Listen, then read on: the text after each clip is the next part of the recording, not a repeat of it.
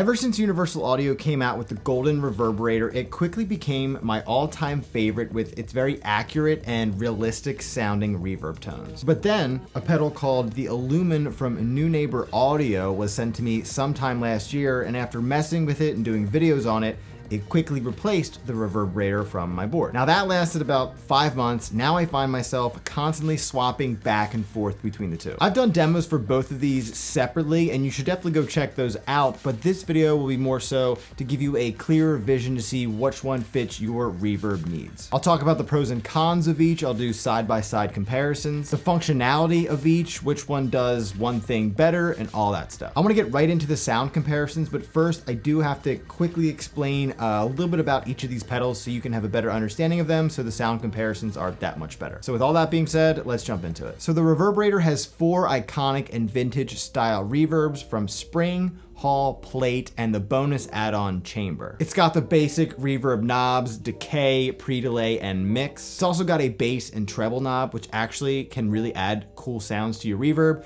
For example, if you up the bass knob all the way, it'll give you endless decay that just sounds huge and ambient. And then the last knob is the modulation knob, which has different effects for all the different reverbs, such as wow and flutter, rate and depth, and chorus. You can store one preset and you can switch from that to the live setting. Then we got the ABC switch that gives you different sounding reverbs of whatever reverb you're using. For example, the Spring reverb gets bright, smooth, and ambient. The Plate 140 is just 3 plates, they don't specify which ones. And then Hall has room, small hall, and large hall. Oh, and the bonus reverb Chamber that you get from downloading their software or their app. It's got Perk Plate, Cons Plate, and AC Chamber. I am not sure if I'm saying those right at all. That's just a brief rundown of basically everything it can do. I'll talk much more about it later compared to the Illumine, but for now, let's get into that one. So the Illumine features 17 stereo reverb effects, up to 50 user presets. It's got MIDI in and outs, and it's also got a flexible expression control option. Now it only features 2 knobs, but honestly, it's all you really need because it's pretty user friendly. Now each of those presets that I mentioned can be altered to your own liking because each of those have their own different parameters that you can tweak. Now the first 3 of each are always the same. I think it's like mix,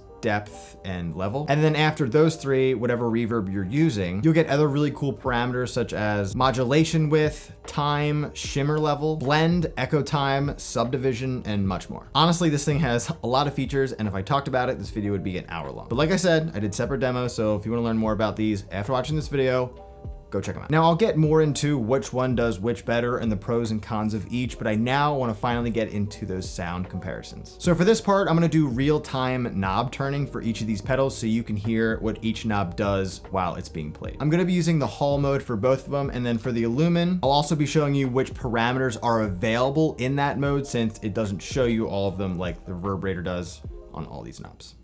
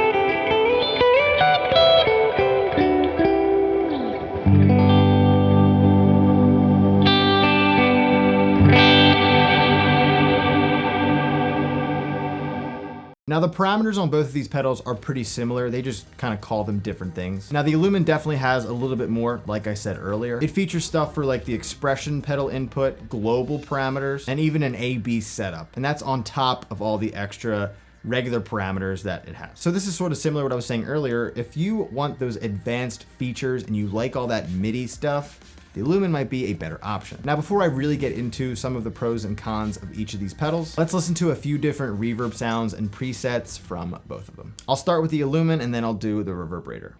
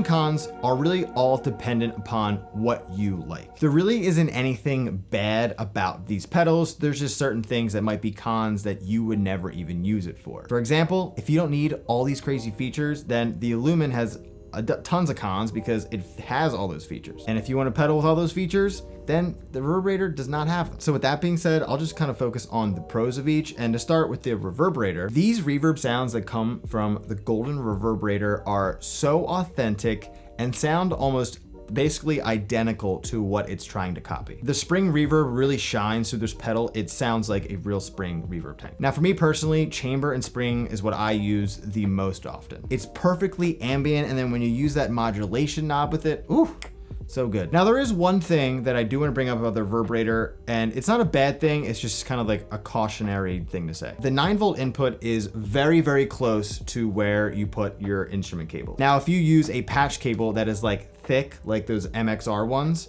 it will push against the 9-volt input. And when that happens, it can almost mess up the electronics inside here, and it can cause some issues. The only reason I'm bringing it up is because it did happen to me, but I quickly got rid of that MXR patch cable, and then ever since then, it's been fine. So just try and use smaller patch cables. Now moving on to the pros of the Illumine, it just got a much bigger selection of reverbs and even delays. It's got MIDI for whoever wants to use that, and it's definitely much, much more advanced compared to the Reverberator. Now, not advanced in sound, but more advanced in functionality. Like I said, it's got an expression input, and it has a lot more of different reverb effects, such as like shimmer, octave up, and all that. And one of the best parts about it is that you can save so many different presets with it. And with a huge selection of all those different reverb sounds, you're definitely going to be using all of them. So for my final thoughts, if you want an immersive reverb pedal that does much more than just reverb and has all these extra sounds, then the Illumine is right for you. Now, honestly, I will say that I think the Reverberator's reverb sounds a little bit better, mainly because it's just focused on these specific reverbs and it really nails them down. So if you love classic reverbs and you don't want all of that crazy functionality, then the Reverberator will take care of everything you need it to, from quick spring reverb to lush ethereal sounds. I hope this video was helpful in choosing which one was right for you. I think the Illumine is a little bit more expensive. I think it's around $470, whereas the Reverberator is, I think, $400. Now, with all the extra features the Illumine has, it sort of makes sense why it's more expensive. And the sincere quality of the reverbs in this thing, it makes sense why these are at the price points they're at. They're both super advanced, and I think they sound great. So let me know your thoughts on which reverb you liked the best, and also let me know what other gear you would like to see me compare and demo down in the comments below. So thanks as always for watching, and I will see you in the next video.